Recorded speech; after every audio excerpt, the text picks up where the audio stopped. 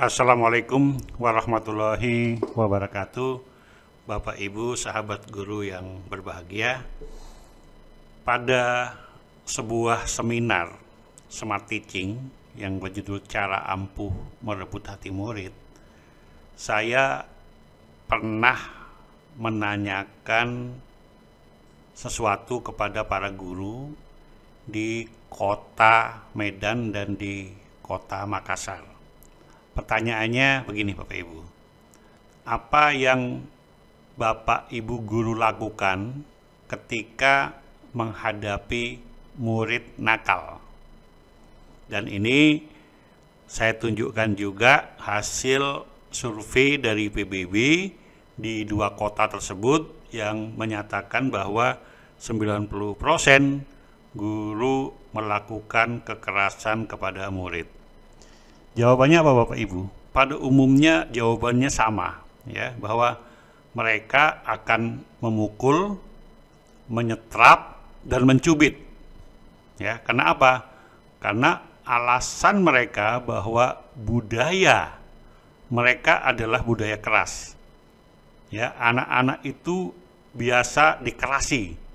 Kalau nggak dikerasi, mereka tidak akan nurut, katanya demikian. Bapak Ibu, apakah Bapak Ibu setuju dengan cara kekerasan dalam menghadapi murid tersebut? Baik, hari ini saya khusus akan membahas masalah bagaimana tips kita menghadapi anak-anak yang katanya nakal, ya. Sebab ini kenakalan ini harus kita dapat petik, ya. Kita tidak bisa melabel anak nakal. Namun demikian saya sampaikan ini maksudnya netral dulu. Jadi tips mengatasi kenakalan murid di sekolah.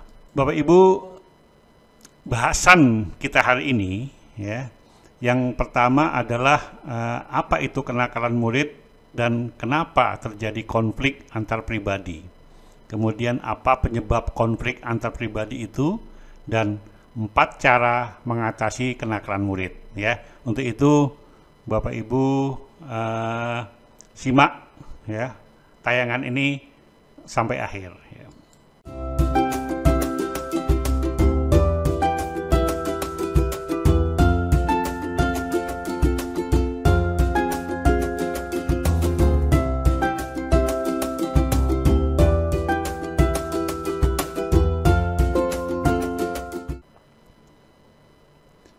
Pertanyaan pertama Bapak Ibu, apa itu kenakalan murid? Ya. Kenakalan murid adalah perbuatan murid yang melanggar norma dan aturan hukum yang menimbulkan konflik di sekolah, di lingkungan sekolah. Ya. Nah, konflik tersebut terjadi karena adanya dua kepentingan yang berbeda. Yang pertama adalah kepentingan guru, yang kedua adalah kepentingan murid. Ya. Nah, ketika konflik antar pribadi semakin tajam dan terjadi benturan, ya, maka label yang disematkan ke murid adalah kenakalan, anak nakal, ya. Maka di sini saya kasih tanda petik, ya, anak nakal, ya. Itu label yang disematkan untuk murid. Ya. Bapak Ibu, mengapa guru menghukum murid? Nah, saya coba bertanya seperti itu dulu. Mengapa guru menghukum murid? Ini saya kumpulkan dari hasil riset, hasil survei, ya, berdasarkan pengakuan guru Bapak Ibu bahwa guru menghukum murid yang pertama karena murid tidak disiplin, terlambat masuk sekolah, ya, tidak pakai seragam, kemudian tidak melaksanakan piket dan lain-lainnya. Ya. Kemudian yang kedua, malas belajar, menunda-nunda tugas, ya, angin-anginan itu apa? Angin-anginan itu kadang bagus, kadang tidak, ya, kadang baik, kadang suka buat ulah, ya. Kemudian membolos, merokok, ya, bagi anak-anak remaja, ya, mengobrol saat pelajaran. Jadi ini berdasarkan pengakuan guru, ya, mengapa guru menghukum murid. Kemudian kita coba tanyakan kepada murid, apa kata murid tentang gurunya, ya, sehingga mereka kenapa dihukum, kan demikian ya. Nah, siswa mengeluhkan perilaku guru yang pertama tidak punya perhatian, artinya tidak mau mendengarkan murid, maunya diperhatikan terus, ya. Nah, itu kata murid. Kemudian pilih kasih. Nah, hati-hati Bapak Ibu, pilih kasih ini terasa loh. Kadang-kadang kita sebagai guru senang kepada anak yang rajin, anak yang disiplin, anak yang pintar. Ya, pandangan mata kita tidak terasa, pelayanan kita terhadap murid, pandangan kita tidak merata kepada murid. Kita selalu tertuju kepada anak-anak yang merespon kita tentunya. Dan itu manusiawi dan itu wajar. Nah, murid merasa bahwa hal tersebut guru pilih kasih. Ya, apalagi guru selalu memilih anak-anak yang disukai. Kalau dianggap kompeten wajar, yang disukai, ya, yang disukai gurunya, sehingga ada kegiatan apa-apa selalu dipilih yang bersangkutan. Nah, pilih kasih seperti ini terasa di hati murid, ya Bapak Ibu ya. Kemudian tidak kompeten mengajar. Nah, siswa paham lah Bapak Ibu. Kalau Bapak Ibu nggak siap mengajar, siswa terasa ya. Untuk itu mohon diperhatikan nih Bapak Ibu ya. Terlalu menuntut sesuatu harusnya begini, harusnya begitu, ya. Jadi lebih banyak menuntut siswa untuk melakukan sesuatu secara detail, ya, secara berlebihan, ya. Tetapi guru tersebut juga belum tentu bisa melaksanakannya. Terlalu kaku, jaim, ya, jaga image, ya. Nah, itu juga ini jadi perhatian. Keras, disiplin berlebihan, sinis, ya. Sinis, suka marah-marah. Nah, membawa masalah pribadi ke sekolah. Nah, hati-hati Bapak Ibu. Kadang-kadang nggak terasa kita cerita kepada murid tentang sesuatu, ya, dan ini murid sebenarnya tidak suka karena memang dia tidak berani mengungkapkan, maka dia mendengar cerita Bapak Ibu. Tapi yang jelas rata-rata murid tidak suka kalau gurunya menyampaikan masalah pribadinya di sekolah. Jadi ini tanggapan murid terhadap gurunya. Bapak Ibu, terjadi konflik antar pribadi tadi antara kepentingan murid dan kepentingan guru, ya. Thomas Gordon, psikolog klinis dari Amerika Serikat, mengatakan bahwa terjadinya konflik antar pribadi sebagai pertengkaran antara dua orang atau lebih yang terjadi jika perilaku mereka mengganggu kepentingan pihak lain dalam memenuhi kebutuhan. Ya, dengan kata lain, konflik antar pribadi adalah suatu perselisihan antara dua orang atau lebih yang dinyatakan secara terbuka ketika tujuan masing-masing tidak tercapai karena dihambat oleh pihak lain. Sebenarnya murid kepentingannya apa? Ya, kepentingannya mereka mungkin akan meluapkan emosi atau ada masalah-masalah tertentu yang ingin disampaikan melalui cara-cara yang sikap yang salah, mungkin melakukan seperti itu. Tapi di sisi lain, guru juga punya kepentingan. Ya, kepentingan apa? Menjaga norma, menjaga aturan, menjaga sikap. Ya, karena memang tugas guru itu mendidik, mengajar dan melatih. Utamanya mendidik, inilah tugas kita untuk bisa membenahi murid yang tidak baik menjadi baik, yang kurang menjadi baik, ya. Kemudian yang tidak bisa menjadi bisa, seperti itu ya. Jadi karena kita punya tugas untuk menjaga moral dan disiplin, maka kita punya kepentingan. Sebaliknya mereka juga punya kepentingan. Nah, itu terjadinya suatu konflik ya Bapak Ibu ya. Nah, ini menurut Thomas Gordon tadi. Bapak Ibu, apakah guru pernah mendiagnosa? Nah, ini penyebab konflik antar pribadi. Apa sebenarnya penyebab konflik antar pribadi? Bapak Ibu, seorang profesional, ya, katakanlah seorang dokter, ketika dia akan melakukan tindakan, pasti yang pertama-tama dia mendiagnosa dulu masalah apa yang terjadi terhadap pasiennya, ya. Nah, guru juga demikian harusnya. Ya, ada beberapa aspek yang harus didiagnosa gurunya ketika terjadi konflik antar pribadi tadi, ketika terjadi kenakalan anak-anak tadi. Yang pertama yang harus kita lakukan Bapak Ibu adalah aspek perkembangan pada anak dan remaja.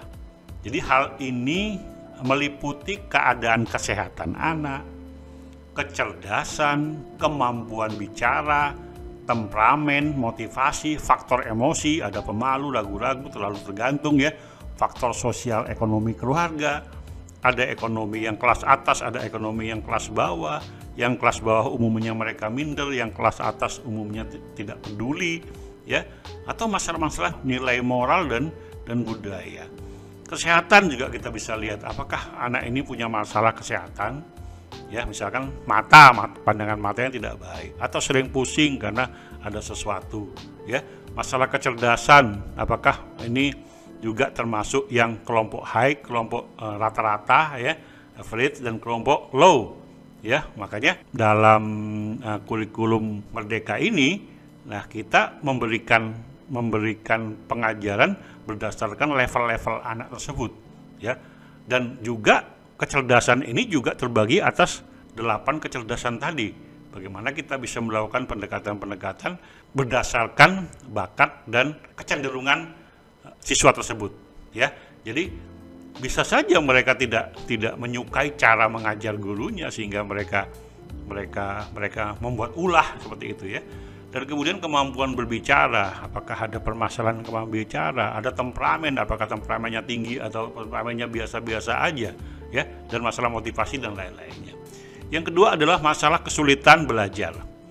Karakteristik kesulitan belajar adalah pernah gagal beberapa kali mungkin saja ya, hambatan fisik, minat belajar yang kurang, kecemasan yang samar-samar, perilaku yang berubah-ubah, label yang keliru karena tidak lengkapnya data, serta tidak cocoknya antara tipe dan kebutuhan belajar siswa dengan kegiatan di kelas. Nah, ini juga akan mempengaruhi ketika mereka mengalami kesulitan belajar ya. Berapa banyak anak yang mengalami kesulitan belajar kemudian dia melampiaskan dengan cara-cara yang berbeda ya. Ini juga perlu kita lihat ya, perlu kita diagnosa ya, apa-apa yang menyebabkan mereka melakukan katakanlah kenakalan ya, dan menimbulkan konflik antar pribadi. Bapak Ibu, yang berikutnya saya akan menyampaikan 4 cara mengatasi kenakalan murid. Nah, ini saya kutip dari Lembaga Psikologi Terapan Universitas Indonesia.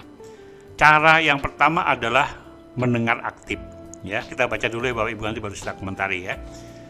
Dalam menghadapi murid bermasalah, guru perlu melakukan mendengar aktif atau mendengar dengan seluruh diri. Maksudnya telinga mendengarkan nada dan kata, mata mendengar mimik, ekspresi wajah, pikiran mendengar juga, yakni memahami apa yang dikatakan. Hati juga mendengar melalui apa? Penghayatan perasaan yang ada di balik kata-kata yang diucapkan. Mulut juga bisa mendengar ya, dengan mengutarakan perasaan yang ditangkap oleh pembicara. Jadi Bapak Ibu ya, mendengar aktif itu tidak sekedar kita duduk dan mendengarkan keluhan siswa, tidak. Tapi ekspresi Bapak Ibu ya, cara mendengar Bapak Ibu dengan seluruh panca indera yang kita punya ya, dengan mendengar dengan seluruh diri kita ya, menggunakan telinga, mata, mulut, hati ya, itu kita gunakan semuanya. Jadi tidak diperkenankan seorang guru ketika memanggil murid berbicara dia masih memegang HP, pikirannya masih kemana-mana. Anak suruh bicara atau sedang mengerjakan tugas, mengoreksi nilai, ya kamu ngomong-ngomong aja, ada masalah apa ya, atau ada apa, tidak fokus, tidak. Murid bila mana kita mendengar aktif, dia merasa dihargai, merasa diperhatikan. Jadi kalau tadi dikatakan ada murid yang tidak merasa pernah didengar, kemungkinan kita tidak mendengarnya secara fokus atau secara aktif, ya. Jadi ini nanti Bapak Ibu, kalau presentasi ini Bapak Ibu bisa download, ya. Bapak Ibu bisa pelajari kembali. Yang kedua adalah pastikan pesan guru efektif, ya. Apa indikator pesan guru efektif? Yang pertama adalah murid dapat menangkap apa yang menyebabkan guru terganggu. Jadi kenapa terjadi konflik, ya, antara murid dan guru? Karena guru melihat sesuatu yang tidak sesuai dengan norma, tidak sesuai dengan aturan, dan itu mengganggu Bapak Ibu sebagai guru. Contoh, ketika Bapak Ibu sedang mengajar 10 menit, 15 menit, murid terlambat datang. Ya, ketika terlambat datang, Bapak Ibu juga harus menyatakan secara asertif bahwa dengan kedatangan kamu berarti kamu sudah mengganggu kelas yang Bapak Ibu kelola, yang saya kelola, misalkan seperti itu. Kenapa? Karena dengan demikian saya harus mengulangi kembali materi yang sudah saya ajarkan, dan itu akan memakan waktu. Teman-temanmu akan terganggu kalau kamu terlambat. Nah, ketika dia paham bahwa dia sebagai orang yang mengganggu, nanti dia akan berusaha untuk menyampaikan bagaimana dia harus bersikap, ya. Jadi itu yang pertama, murid dapat menangkap, ya, apa yang menyebabkan guru terganggu. Jadi ini penyebab konfliknya seperti ini. Yang kedua, pesan guru harus mengandung pengaruh konkret yang dapat merangsang murid untuk mengubah tingkah laku. Jadi tentunya ketika dia sudah menangkap bahwa kita terganggu, ada pesan-pesan yang akan kita sampaikan. Pesan itu harus konkret, jangan hanya sekedar normatif, kamu harus lebih disiplin ya.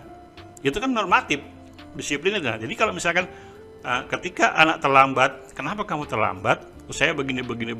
Nah, saya terganggu dengan kamu terlambat. Seperti itu tadi ya. Dan dengan terganggu, apa yang harus kamu lakukan? Nah, kalau gitu saya akan bangun lebih pagi, Bu. Gimana cara kamu bangun lebih pagi? Oh, caranya begini. Nah, apakah ada alat bantu kamu untuk bisa membantu kamu bangun pagi? Gitu kan? Apakah ada orang lain yang mengingatkan kamu supaya kamu bisa bangun pagi?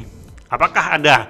Jadi selalu kita memancing pertanyaan, dan siswa yang akan memutuskan sendiri bahwa ini adalah tanggung jawab dia untuk dia bisa mengubah sikapnya, ya, dan mengubah kebiasaannya supaya apa? Supaya dia tidak terlambat. Itu juga untuk hal-hal yang lain. Jadi kita jangan menceramahi, kemudian kita memberikan nasihat, jangan begitu. Ada pesan-pesan tersebut yang kita olah melalui pertanyaan-pertanyaan sehingga anak nanti yang memutuskan. Nah, ketika itu putuskan, barulah dibuat komitmen, ya. Komitmen, oke, kamu sudah berjanji untuk membuat, catat yang pertama tadi, bangun akan lebih pagi, yang kedua akan menggunakan alarm pagi, yang ketiga minta bantuan dari orang sekitarnya, orang tua atau apa, dan seterusnya ditandatanganin bersama sebagai komitmen, ya. Nah, komitmen itu nanti terus diingatkan bahwa kamu sudah berkomitmen. Nah, ini penyampaian ini juga dilakukan secara asertif, ya. Dengan kata lain, guru mampu menyampaikan maksud dan perasaannya kepada murid tanpa menyinggung atau melukai perasaan murid tersebut, ya. Jadi jangan ada kata-kata kasar di sini, jangan ada labeling, ya, kamu tidak disiplin, kamu pemalas, ya, kamu bohong, itu kan label. Nah, kalau anak sudah dicap sebagai tadi pemalas, sebagai tidak disiplin, bohong, ya, dan lain-lainnya, nah dari situlah menimbulkan perlawanan terhadap siswa. Jadi untuk itu asertif ini, ya, saya katakan tadi, asertif ini adalah bagaimana kita mengambil satu sikap tentang tegas, ya, tapi tidak kasar, ya. Jadi untuk itu kita harus menjaga hubungan yang baik ini. Anak walaupun masih kecil, dia berhak untuk dihargai, ya. Kalau dia memang melakukan kebohongan, misalkan seperti itu, kita jangan yang jangan kita yang melabel sampai dia yang mengatakan bahwa dia bohong. Jadi bagaimana kita kita menggoreng ya, mengolah suatu pertanyaan tadi supaya yang bersangkutan tahu bahwa anak tersebut adalah bohong. Tapi jangan kita yang membuat label bohong. Jadi bohong, malas, tidak disiplin, nah itu sesuatu labeling ya, itu harus dihindari buat guru-guru yang asertif. Yang berikutnya Bapak Ibu, yang ketiga adalah menyelesaikan konflik secara konstruktif. Jadi yang pertama Bapak Ibu, respect dulu ya, sikap menerima dan menghargai pihak lain. Jadi tidak ada menjalin hubungan tanpa satu kepercayaan kedua belah pihak. Nah itu ya, jadi harus ada respect dulu. Jadi bagaimana guru respect kepada muridnya, kemudian murid respect kepada gurunya. Kalau sudah dia percaya sama gurunya dan guru percaya sama muridnya, maka sikap menerima dan menghargai itu diperlukan ya. Sikap menerima dan menghargai pihak lain itu ya, itu sangat diperlukan. Ya, ini respect. Yang kemudian, yang kedua, mencari titik temu, bukan melebarkan jurang perbedaan. Jika ada sesuatu pandangan yang berbeda, kita jangan mempertajam, oh pokoknya ibu maunya begini, bapak maunya begini, ya kemudian anak maunya begini, gitu kan. Nah ini kan terjadi suatu pertentangan. Sekarang kita coba cari titik temu. Seperti apa kira-kira yang bapak ibu bisa membantu yang bersangkutan untuk mencari titik di mana dia tidak melanggar hukum, ya, tapi bapak ibu juga yang bersangkutan juga tidak merasa tertekan dan lain-lainnya. Jadi sama-sama kita bernegosiasi. Nah ini juga bernegosiasi, mencari titik temu, pasti ada jalan keluar, ya bukan maunya guru begini, maunya dia begitu, ya nggak akan bisa, atau dia ikut maunya guru sehingga dia dengan terpaksa dia harus melakukan kemauan gurunya, itu tidak akan menyelesaikan masalah dan itu akan besok terjadinya lagi. Tapi kalau ayo kita sama-sama cari apa yang bisa kita lakukan bersama untuk mencari titik temu dalam menyelesaikan konflik ini, ya.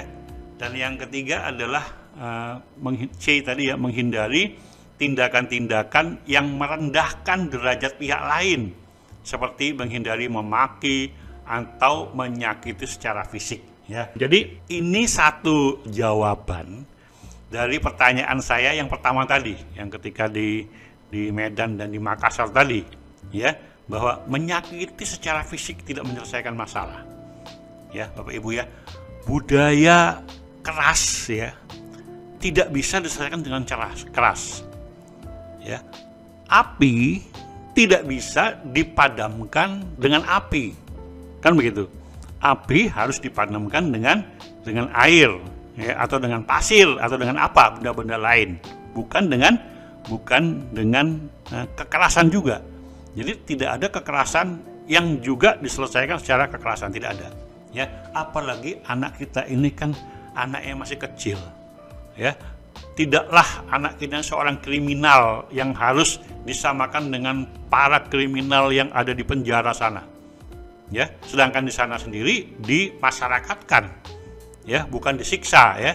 Nah, bagaimana kita bisa menghindari kekerasan ini dengan cara kekerasan fisik ini, ya, dan juga kekerasan apa? Kekerasan psikis, ya, menghina, memaki, ya, dan itu kekerasan yang sangat disimpan kepada murid. Itu bisa melukai hati murid, ya.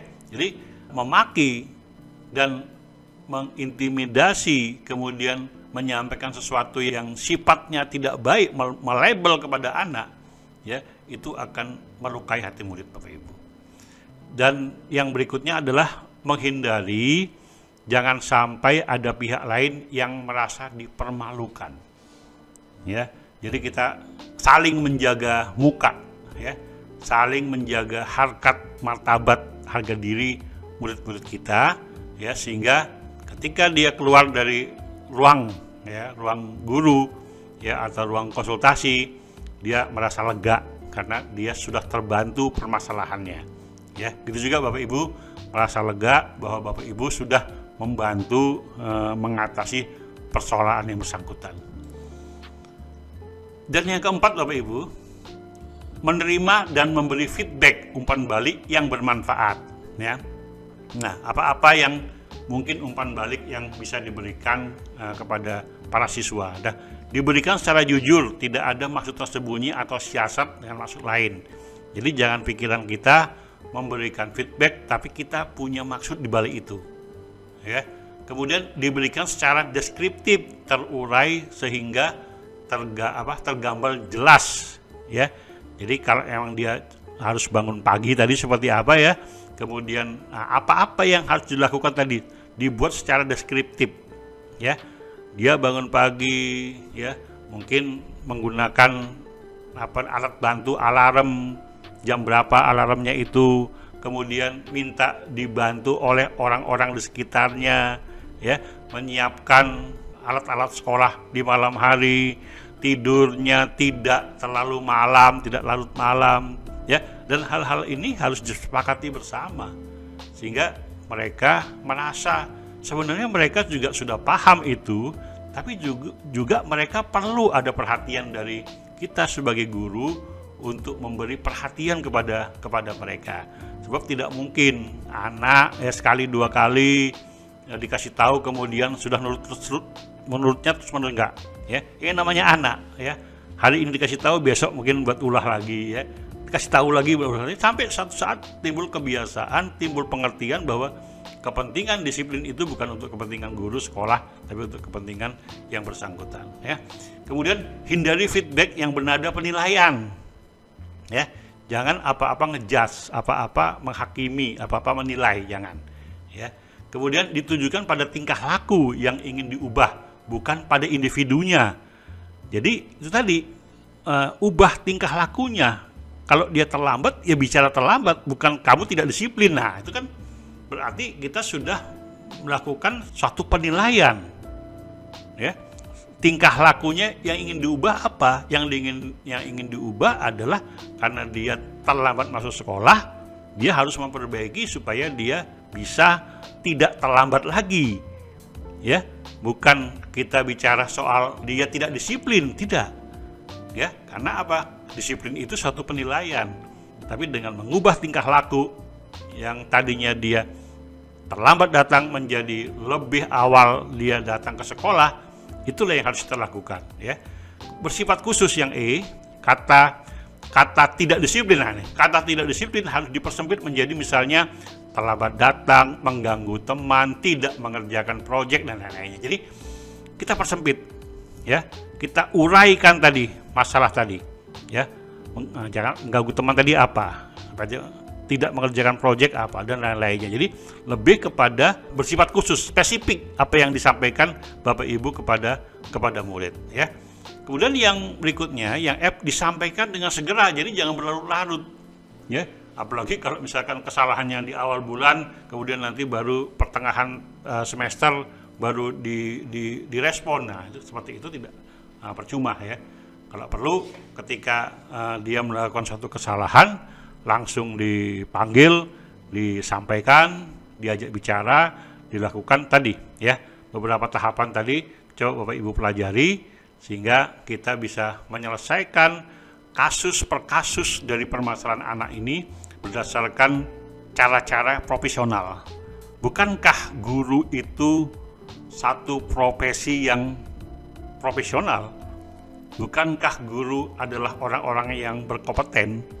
Jadi tidak ada bedanya antara dokter, ya, antara arsitek, antara guru. Mereka adalah para profesional dan ciri profesional adalah mereka kompeten, ya. Untuk itu kita ketika menghadapi permasalahan, kita juga harus menyelesaikan secara profesional.